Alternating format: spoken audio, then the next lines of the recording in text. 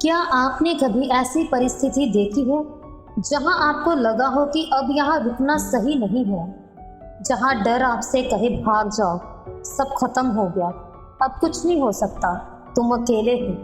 लेकिन उसी समय आपके अंदर से एक आवाज है, मैंने परमेश्वर पर भरोसा रखा है। आज हम भजन संहिता 11 अध्याय को पढ़ेंगे। यह सिर्फ कुछ पुराने समय की पंक्तियां नहीं है, यह उस इंसान की आवाज है जो डर के बीच खड़ा है, जिसके आसपास परेशानी है, जिसे लोग सलाह दे रहे हैं कि भाग जाओ, लेकिन दाऊद कहता है मैंने यहोवा की शरण ली है। तो आज का सवाल है, जब जिंदगी में सब कुछ हिल रहा हो तब क्या हमारा विश्वास भी हिल जाना चाहिए, या फिर हम कह सकते हैं कि परिस्थिति चाहे जैसी हो, मेरा परमेश्वर अपनी जगह से नहीं हिला। अगर आपके जीवन में भी कभी ऐसा समय आया है जब आपको डर लगा, रास्ता दिखाई नहीं दिया, या आपको लगा कि अब क्या होगा, तो इस पूरे संदेश को अंत तक जरूर सुनिए, क्योंकि भजन संहिता 11 अध्याय हमें डर से निकालकर विश्वास में खड़े होना सिखाता है। तो आइए शुरू करते हैं।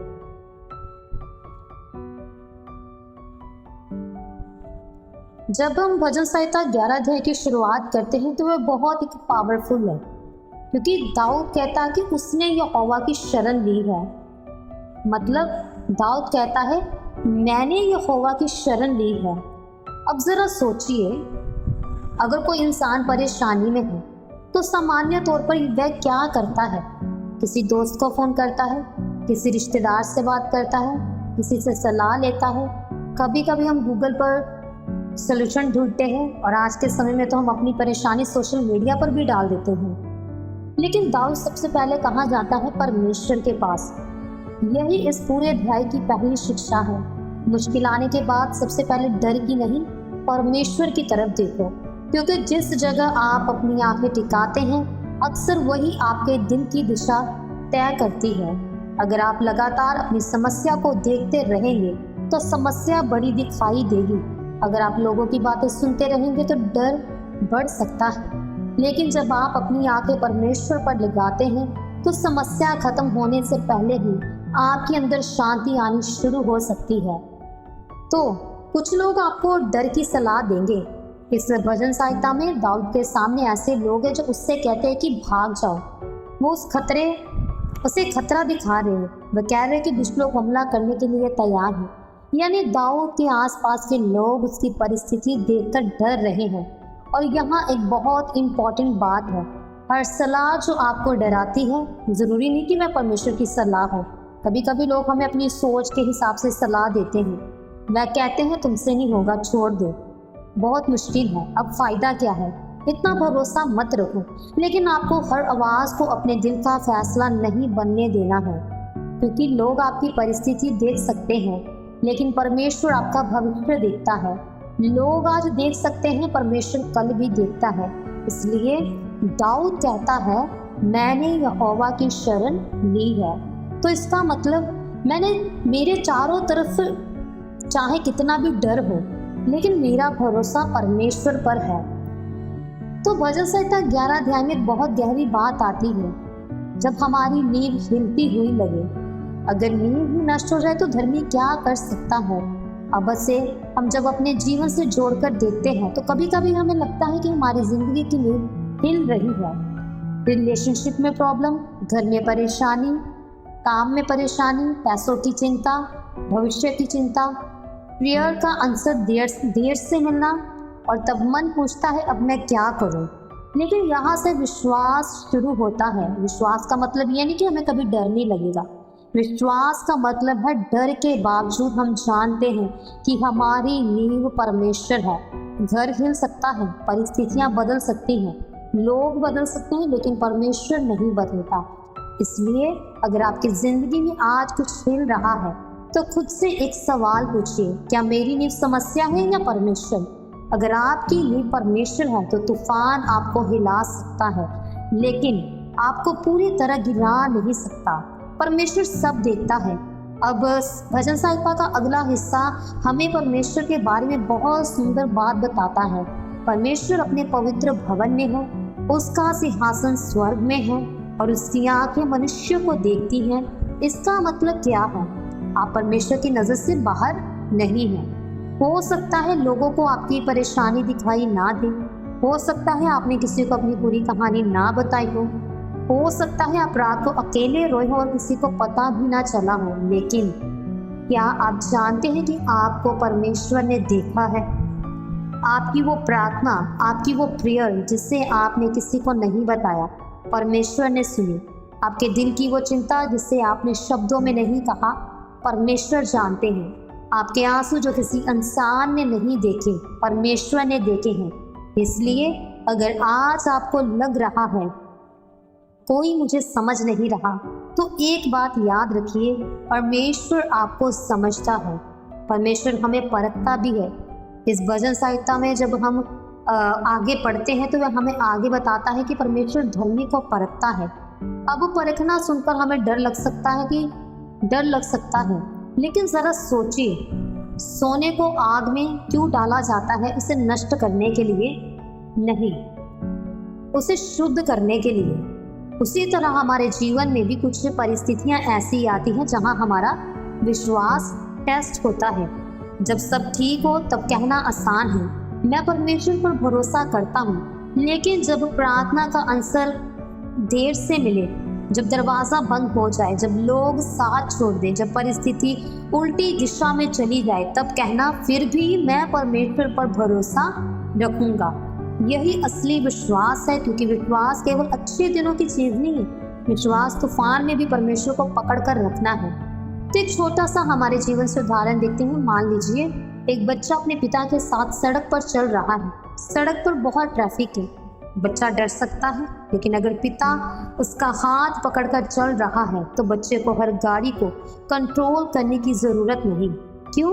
क्योंकि वह जानता है कि मेरा पिता मेरा हाथ पकड़े हुए है। हमारा परमेश्वर भी हमें यही भरोसा देता है। हमें हर परिस्थिति को कंट्रोल करने की ज़रूरत नहीं है। हमें हर सवाल का जवाब आज ही जानने की ज़रूरत नहीं है। हमें हर दरवाज़ा खुद खोलने की ज़रूरत नहीं है। कभी कभी हमें बस इतना करना है, परमेश्वर का हाथ पकड़े रहना है।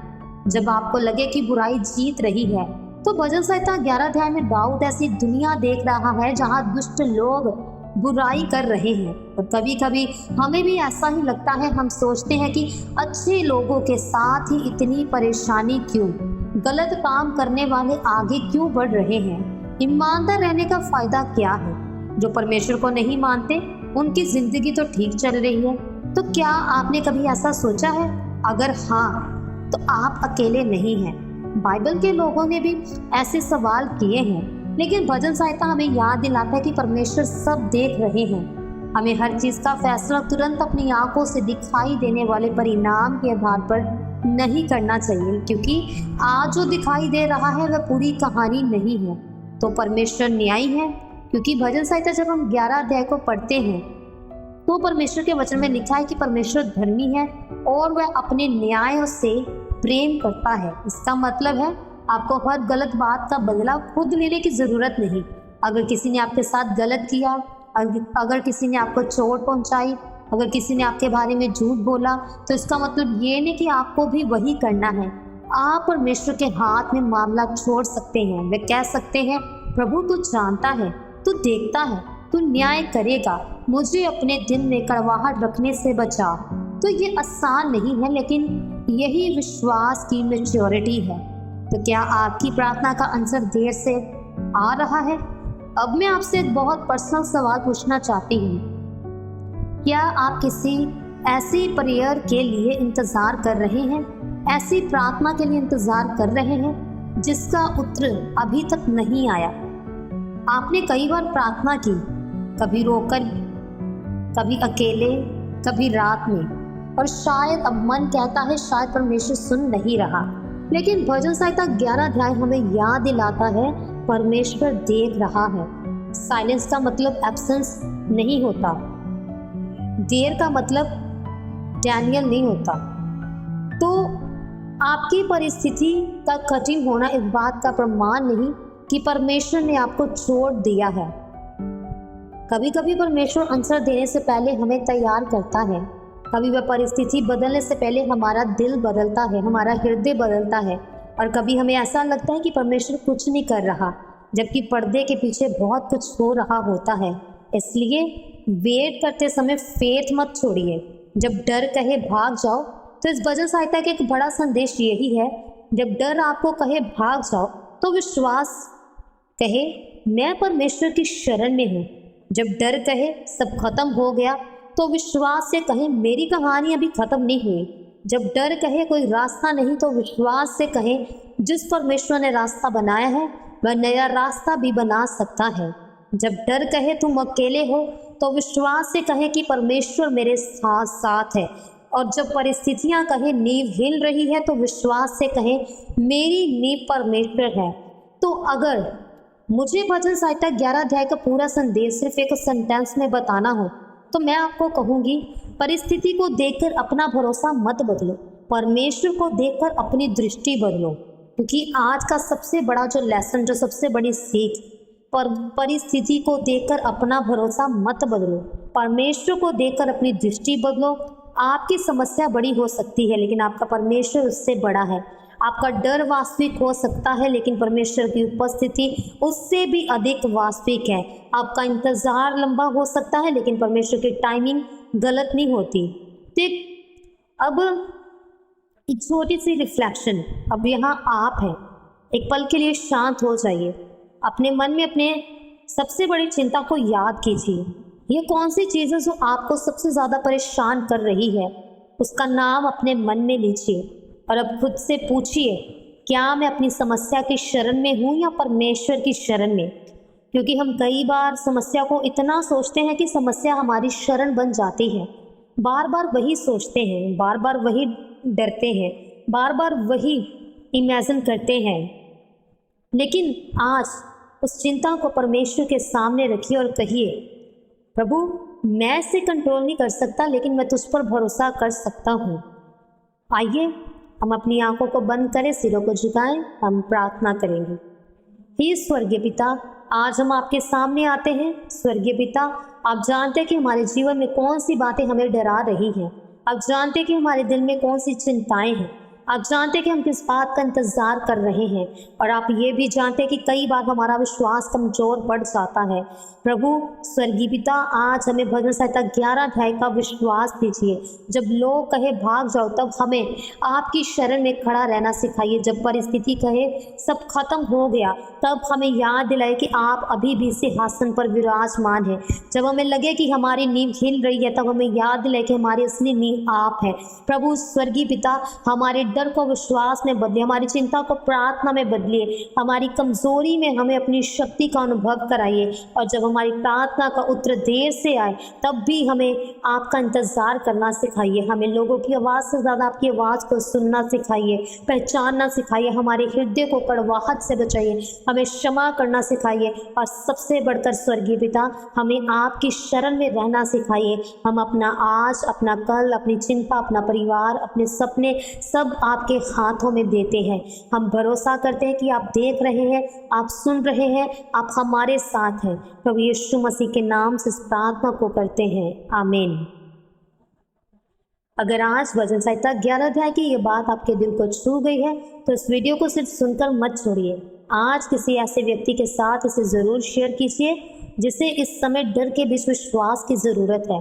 और अगर आप भजन संहिता के अध्यायों को सरल भाषा में समझना और उनसे अपने जीवन के लिए सीखना चाहते हैं तो हमारी भजन संहिता प्लेलिस्ट पर ज़रूर देखिए। हमारे बिलीवर्स फैमिली मारानाथा के साथ हिस्सा बनने के लिए इस चैनल के साथ जुड़े रहिए और कमेंट में सिर्फ एक ही बात लिखिए, मैं परमेश्वर की शरण में हूँ। क्योंकि याद रखिए परिस्थितियाँ बदल सकती हैं, लोग बदल सकते हैं, लेकिन हमारा परमेश्वर नहीं बदलता। God is still on the throne. सबको मारानाथा।